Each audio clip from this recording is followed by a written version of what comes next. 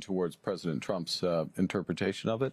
The military action was also a diplomatic move by Iran. It was, I mean, we never welcome, obviously, hostilities and reactions, but it was proportionate. It was de-escalatory. It appears to have been previewed, which allowed, and they're Canadian soldiers at the Qatari base as well. Did you get them out of harm's way? They were out of harm's way, yes. So it's par for the course, really, and it gives, as far as you're concerned, an opening for diplomacy. It gives an opening for diplomacy. I think that's the right way to put it. And the question is, does that diplomacy really get traction and move to ending this risk of nuclear proliferation? And does it lead as well to broader, a broader ceasefire in the Middle East, including in Gaza? Mark Carney flew to Brussels yesterday to sign a historic deal with the EU worth up to $250 billion. He says Canada is the most European, non-European country on the planet. Let's get into the show. Let's go.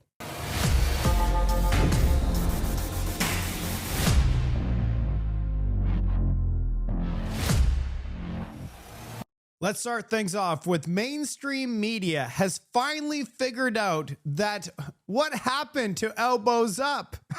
Unbelievable. Where were they during the election with the Elbows Up crowd saying this thing doesn't make any sense at all? Now we finally got mainstream media opening up their eyeballs and going, wait a second, Elbows Up was fake. And the Elbows Up thing actually came with consequences because Americans are looking at Canada and says, why would I travel to a country that says elbows up to me?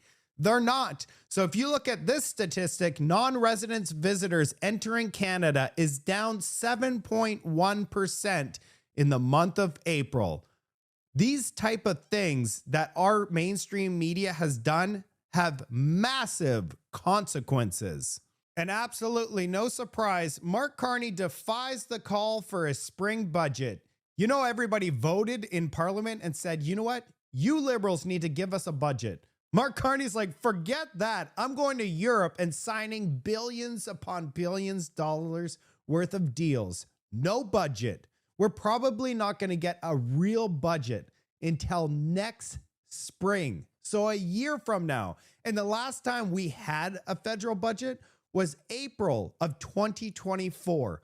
That means Canada will go a full 2 years without a budget. And you're not going to believe this. After renaming a street in the city of Vancouver, and I can't even pronounce what it is, the Pattullo Bridge is now being transformed and renamed to Hunkumanum. The only reason I'm able to say that is because I put the translation here. But yeah, the Pattullo Bridge will no longer be called the Pattullo Bridge. What is going on in Vancouver, Metro Vancouver? We're changing all of the names to names that we can't even pronounce. We just got an inflation rate report that was released today. It's up 1.7%. Food purchase in stores is still 3.3%. That means it's going to cost nearly $800 more for groceries because of inflation for the average family. Shelter price is still rising above the target of 2% at 3% inflation in the month of May. And transportation, no surprise, is down 1.3% from last year. And we all know that it's because of the removal of the carbon pricing system. Maxime Bernier won his leadership race. He retains control over the People's Party of Canada. What are your thoughts, Canada? Because his party was basically decimated. They didn't even get any seats. They lost like 80% of their vote. Yet, he has won again. He still represents the People's Party of Canada. I'd love to hear your thoughts. What do you think about Maxime Bernier retaining control? Canada just got a new health minister. We went from this to that. Why is it? And I have nothing against this woman. She seems very nice, and I'm sure she's professional. But why is it that we hire, like, if this person told me to lose weight and cut down, what would I say? I would say, are you sure you're talking to me? Why can't we hire the best person that looks like they're the healthiest person to be the health minister of Canada? I'm not trying to be disrespectful. I'm just trying to be truthful. I want Canadians to understand that it's only Southern Ontario that's getting this record heat. The rest of Canada, the maximum temperature is like 17 or 18 degrees Celsius. We're at very low temperatures. Hey, Southern Ontario, can you share some heat for the rest of Canada? We could use it. The real Alabama Pat is really good at pulling out these nano polls, and he has put out this. Liberals, if there was an election today, the Liberals would actually win 216 seats, and the Conservatives would be below 100 at 93 seats, with the NDP gaining 12. I don't know about you, but this is what I wrote. What has changed for the Liberals to gain this much support? Is life more affordable? Did they get this amazing trade deal with the United States? Is our economy on fire and thriving right now? How is this even possible? I'd love to hear from you in the comment section. This does not make any sense to me. And you're not going to believe this. Now they're actually coming out and saying Canada is prepared for a decade of thrift and lower standard of living. Oh my goodness. You know, in the last decade, we've had 0 GDP per capita. So we have fallen off a cliff in terms of standard of living. And now mainstream media, which they weren't talking about this before, are coming out and saying Canada is prepared and bracing for another decade of lost performance. Now on to Mark Carney. He's officially in Europe and has these wonderful announcements to make for Canadians. So we're meeting now in that context in, as you just said, in hard times. We might say even a hinge moment of history, a world that's more dangerous and divided, a time where the rules-based international, the global order, rules-based global order is under threat, in a time when technological change is accelerating. And we really have two choices as a jurisdiction, as a country in this circumstance. We can nostalgically look back and long for the old order to somehow return, or we can build a new one with purpose and partnership. And as the most European of the non-European countries, Canada looks first to the European Union to build a better world. And that's what today is about. It's about building on our triple alignment of values, of interests, and of trust built over the years. And so today, this is a new era of cooperation. Our strategic Canada-EU or EU-Canada strategic partnership for the future will build a new and deeper relationship that brings us closer together, from defense to digital, from supply chains to security. We're launching comprehensive negotiations across multiple areas of cooperation, connection, trade, security, digital, climate. And this will make us both more resilient and more prosperous. In many respects, what we're committing to, from our perspective, Canada's perspective, is an ongoing process to an ever closer partnership that will bring our people closer together. All right, Canada. Now let's talk about statistics, because I'm a data guy.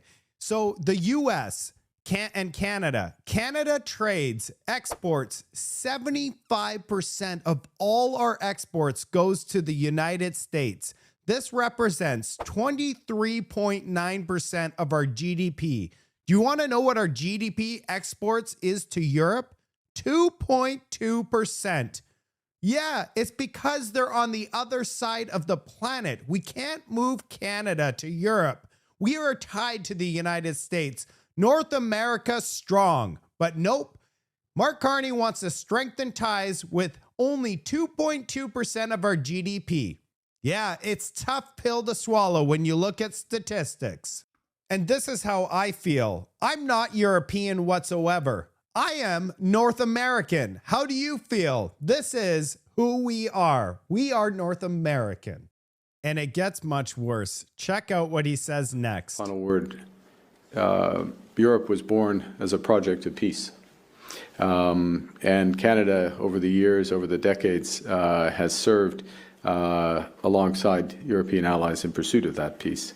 It's that, in those circumstances, from Vimy to Juno, that the world came to know the value of our strength. But now we're working alongside the European Union to combat climate change, to achieve the Sustainable Development Goals, and to protect, amongst other things, academic and scientific freedoms. In these ways, the world knows the strength of our values. And this partnership, which is in defense and security and economics, really builds the strength, builds those strengths in both our jurisdictions and lives up to our values. Now I'm going to show you what they're thinking of doing. And here's the massive announcement that was announced with Mark Carney. He just signed an agreement worth up to, it's not a total amount, but it could be. It's up to $237 billion security pact with the EU. Canada joins Europe's arms fund, stepping away from the US military reliance. This also includes joint weapon purchases, cyber and space coordination, digital governance, AI data. And yeah, does this not concern you, Canada? We are joining the EU and moving away from the United States, the #1 economy in the entire world, and our best friend. Donald Trump, in 3.5 years from now, will be gone. Make this make sense.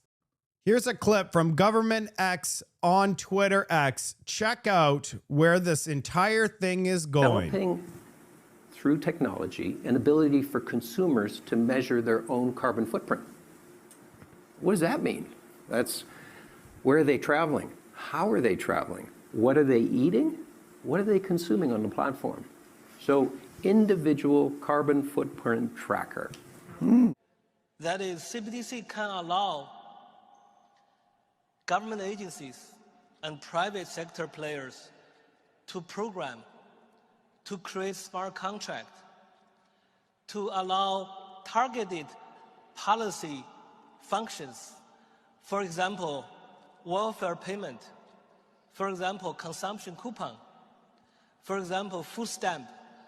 By programming CBDC, those money can be precisely targeted for what kind of people can own and what kind of use this money can be utilized. Is that central bank will have absolute control on the rules and regulations that will determine the use of that expression of central bank liability. And also we will have the technology to enforce that. Geez, I'm sorry, Canada, but this is absolutely terrifying. And here is the massive announcement. Prime Minister's office says trade, security, and climate. Together, Canada and the EU are entering a new era of partnership. Oh boy, this is scary stuff. So in the last 24 hours, they've offered us a new flag and this wonderful joint venture with the EU. What could go wrong? I'd love to hear from you in the comment section. Do you think this is a wonderful path that Canada is taking? That's it for today's show. I'm coming out tomorrow with a new show. We're going to talk about Danielle Smith in Alberta because she came out with a massive announcement. We're going to get into it. I hope you have a wonderful rest of your day. I'll see you on the next report.